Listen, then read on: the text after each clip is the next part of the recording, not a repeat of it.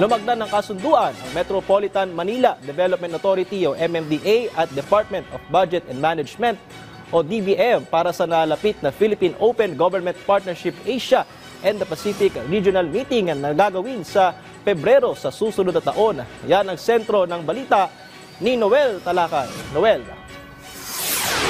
Patrick, nais ng Department of Budget and Management o DBM na ma-promote ang Open Government Partnership Asia and the Pacific Regional Meeting dito sa bansa. Dahil ito nga ay gagawin sa Pilipinas.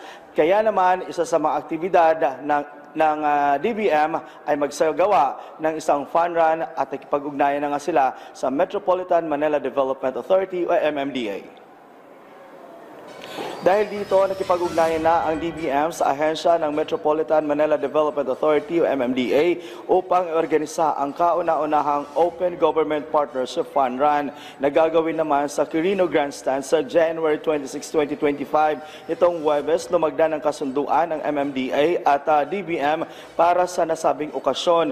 Pamumunuan ng MMDA ang pamamahala sa logistics, pagpaplano ng ruta at koordinasyon ng trapiko upang matiyak na maging maayos at ligtas ang pagdaraos ng nasabing fun run para sa lahat ng kalahok. Sa isang pahayag, sinabi ni DBM Secretary Amena Pangandaman, ang pagkakaroon ng transparency, accountability at participatory governance ay isa sa mga isinusulong ng DBM at ni Pangulong Ferdinand Marcos Jr. kung saan ito rin ang ilan sa mga prinsipyo ng Open Government Partnership. Sinabi naman ni MMDA Chairman Don Artes na isinasabuhay din ng MMDA ang transparency, honest at accountability governance. Kaya naman 5 taon na silang kabilang sa unqualified opinion o audit ng DBM at gusto pa nila ma-improve ito at hindi lang sa fun run kundi sa lahat ng aktibidad ng MMDA.